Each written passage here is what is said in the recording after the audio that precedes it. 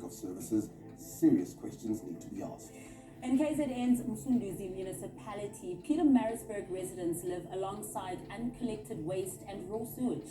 And yet, its mayor still saw it fit to sponsor a Premier Soccer League club in a multi-million rand deal, a club owned by a controversial millionaire. This is the story of a collapsing municipality. It has been run badly for an extended period of time, and now the chickens are all coming home to roost. A mayor of a provincial capital who seems to be in denial. This municipality is now back on the road to its functionality. A soccer team owned by a reality TV star, tenderpreneur, and convicted fraudster. You know, in my case, God, when He shows up, He shows off. A son who was the first teenage chairman and sometimes captain of the PSL team his mother bought him.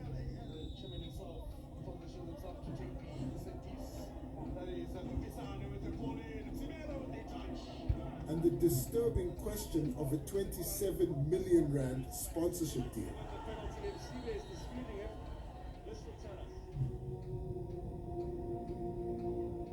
Pietermaritzburg, with its wealth of Victorian heritage, can seem like a city where time has slowed down. Like many inner cities in the country, service delivery is noticeably lacking. The roads are pockmarked with potholes, litter collects unchecked. Dimming traffic lights stand as reminders of a forgotten order. The decay of the city is causing a lot of frustration. In just exiting our store, you'd see the congestion of taxis, the traffic disorder. For over 100 years, the clothing store Asmal's has been dressing the city's residents, but business is becoming challenging. Kantha Naidu, who's been with the company for 17 years, gives us a first-hand look at the issues they face every day. So you recall I mentioned that the wall has become a urinal. And as you can see, the drainage system, so we have to get this cleaned up regularly. So as a result of the wall becoming a urinal, we've put a sprinkler system. We've created our own concept, and the water will come through, flush out, and we get somebody to come through and clean the pavement with chip dip, etc. So that's this area. Terrible here. It does smell terrible, but this is a good day. This is a good day. This is a good day, yes. Kantha Naidu says while the municipality does clean the main streets, the side streets are ignored and have turned into dumping sites. To take charge, businesses rent a skip and hire workers to sanitize the gutters and remove the garbage. To address the urine problem, they've innovated. This is what it's come to in the Pietermaritzburg city center. Stench here, it's almost suffocating. This is what it's come to in the Pietermaritzburg city center. The stench here is overwhelming. This urinal was installed by the businesses who can't count on the city to clean up, drain the sewers, or even truck away the waste. Pietermaritzburg is run by the Msunduzi Municipality, which was placed under administration in 2019 for a host of problems, including irregular expenditure, maladministration, and councillor absenteeism. The Pietermaritzburg and Midlands Chamber of Business speaks for about 700 business owners who worry about the city's future. Melanie Vaness heads it up. So, Melanie, how would you describe the business sentiment in the Msunduzi municipality right now? Desperate, absolutely desperate. From a service delivery point of view, our companies are really battling.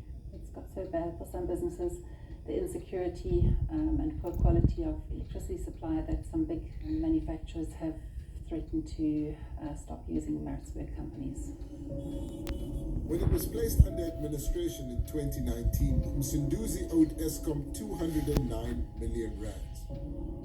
Nearly 5 years later, and they now owe 881 million rands. And a further 521 million rands to Umgeni Utukela Water. Cash flow has been dire for years. In August last year, the municipality only had 27 days of cash on hand. Yeah. Do you know what the situation is right now? We probably around 20 days. It's definitely less than 1 month. Less than a month's money. Yeah. That is dangerous territory. Yeah, no, we were in very dangerous waters.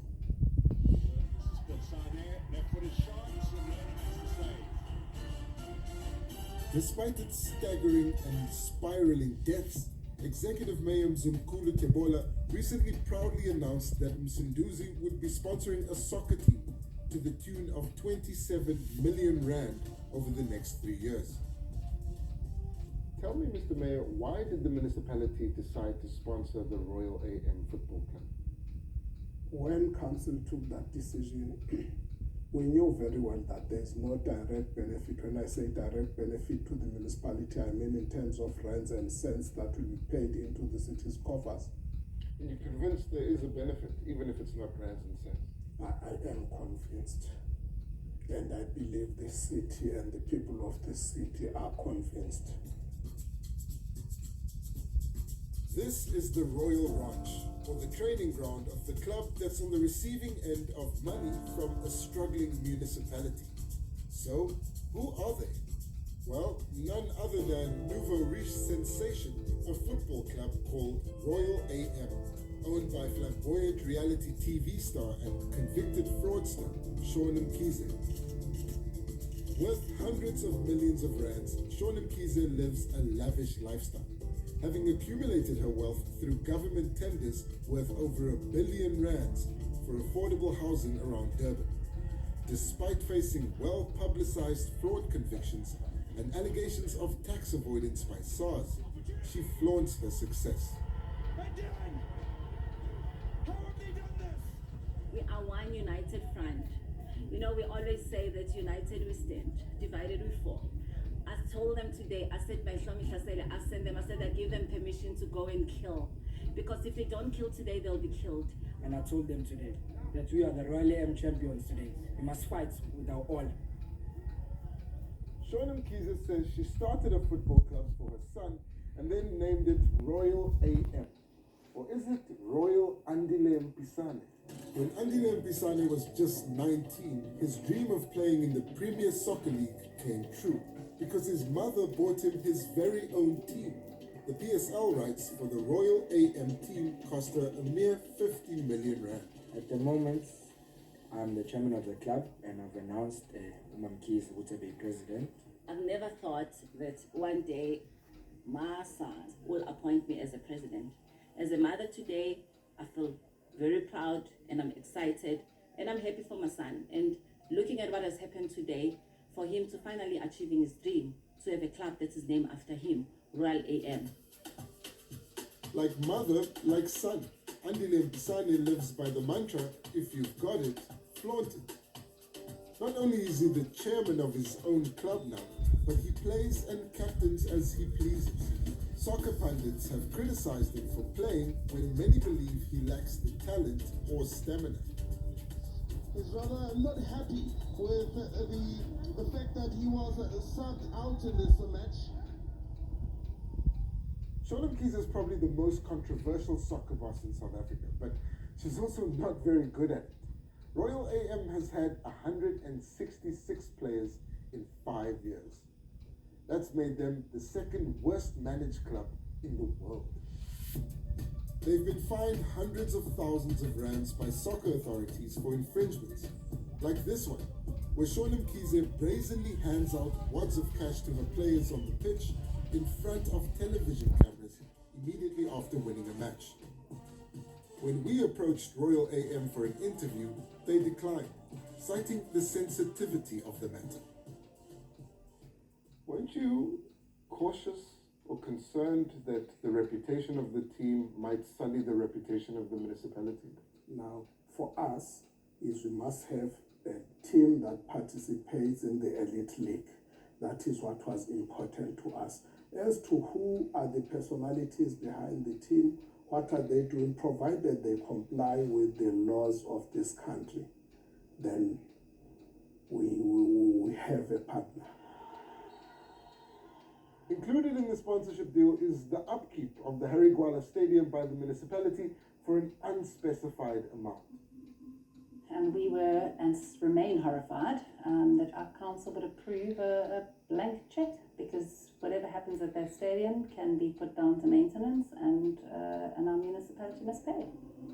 The DA opposition in the council has taken the sponsorship matter to court because they say it was never budgeted for. They want the money to be paid back and used for service delivery. The mayor, though, isn't budging. Out of sponsoring that team, business thrives in the city. So I know in the next 2 weeks, Kaizer Chiefs will be playing in the city. For that whole week, everybody from everywhere in the country is in this city. Businesses can't see what benefit a soccer sponsorship will bring. It's quite frustrating to hear that our monies are being used for a football club. As business, that's not in the priority list. Contribute so that us who are contributing to the rates base can thrive. But the mayor is confident that his tenure will see the municipality exit administration and become fully functional. I'm actually very proud now to stand up and say everywhere, I'm the mayor of the city because of the achievements that we are making. Well, Mr. Mayor, you know, the businesses in the city don't agree. They believe that things are getting worse. And the question that's arising is, how can you justify the sponsorship of a football club? Now, for this financial year alone, our annual budget is sitting at 8.6 billion rand. We only sponsor a soccer team by 9 million rand per annum. Not including tax, and you pay for the maintenance of the Harry Gwala Stadium. Including all the costs. It's 27 million, not including the value-added tax or the CPI inflation. And you're paying for the upkeep of the Harry Gwala Stadium. Yes, because we also don't want it to be a white elephant. That is a 2010 legacy stadium. If It does make sense. nobody utilizes that facility, then it says 78 million that was spent to build that iconic stadium went to waste. In the end, this is a story about a city in decline with a stagnant economy that will be giving money to a millionaire soccer boss for 3 years, while investors and residents suffer from a lack of leadership and its obvious consequences.